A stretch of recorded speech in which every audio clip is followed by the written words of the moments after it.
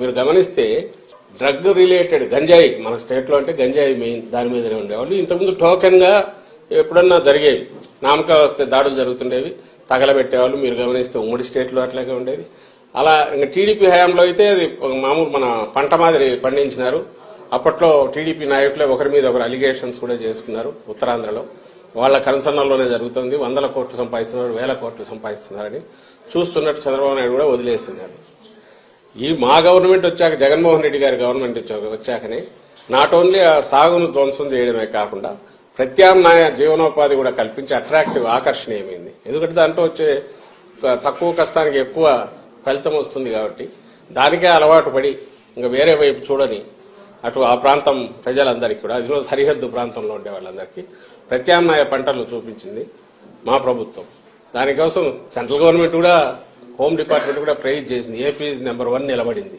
ఏది ఈ ఆపరేషన్ పరివర్తన అని, ఆపరేషన్ నవోదయం అని.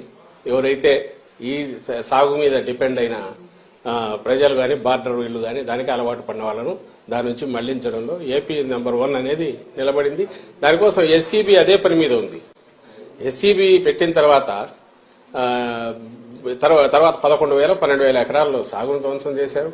అంతటితో మళ్లీ వాళ్ళు దాని వైపు పోకుండా different crops, alternative crops, remunerative crops ను అక్కడ ప్రమోట్ చేసి వాళ్లకు జీవనోపాధి కల్పించి అది కన్సిస్టెంట్ గా నడుస్తుంది. ఉక్కుపాదం అంటే రియల్ సెన్స్ లో మోపడమే కాకుండా ఆ ప్రజలు మళ్లీ సర్వైవ్ అయి బాగా ఎదగడానికి అవసరమైన ఏర్పాట్లు కూడా చేసింది ఈ ప్రభుత్వం. అలాగే ఈ కంపెనీ ఏది చెప్తున్నారో ఆ కంపెనీ తప్పుడు పనులు చేస్తే యాక్షన్ తీసుకుంది ఈ ప్రభుత్వం, మా జగన్మోహన్ రెడ్డి గారి ప్రభుత్వం, వైఎస్ఆర్సీపీ ప్రభుత్వం. ఇప్పుడు ఇంపోర్ట్ చేసుకున్నారు, డ్రగ్ ఇంపోర్ట్ చేసుకున్నారు, డ్రగ్స్ దొరికి ఆయన కంటైనర్కి సంబంధించిన కంపెనీ. ఇటు చూసేది ఈ వైపు నుంచి డ్రగ్స్ ను వాడకాన్ని తగ్గించడానికో, గంజాయి సాగును అసలు ఎరాడికేట్ చేయడము, వాళ్ళు మళ్లీ ఆ వైపు చూడనవసరం లేకుండా రెమ్యూనరేటివ్, ఆల్టర్నేటివ్ ఇది మన క్రాప్స్ వాటిని వాళ్ళకి అలవాటు చేయడము, ఇది జరిగి కన్సిస్టెంట్ గా పోతుంది. ఎవ్రీబడికి మీరు మీడియా కూడా కవర్ చూడొచ్చు, పోయి వస్తున్నాయి కదా స్టోరీస్. బార్డర్ లో కట్టుదిట్టం చేశారు, స్పెషల్ ఏజెన్సీని పెడితే దాన్ని నువ్వు ఎలాగూ ప్రైజ్ చేయలేవు, నీ వల్ల కాలే. 14-19 మధ్య నువ్వు దాన్ని అసలు గంజాయి సాగు 3 పూలు 6 కాయలుగా నువ్వు ఇదేట్టు నువ్వు చేసావు, చంద్రబాబు నాయుడు చేశాడు.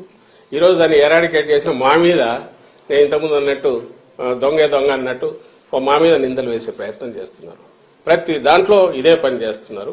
ఈ రోజు ఎన్నికల సమయంలో కూడా మాట్లాడడానికి ఏం లేక, చెప్పడానికి 1,00,000 ఉంటాయి. ఎన్నికలు వస్తే మేమేం చేస్తామో మీరేం చేయలేదు చెప్పాలా, లేదా మేము గతంలో ఏం చేశామో వాళ్ళు చెప్పాలా, లేదా రేపు దాని మీద ఆధారపడి రేపు ఇది చేస్తామని చెప్పుకోవాలి.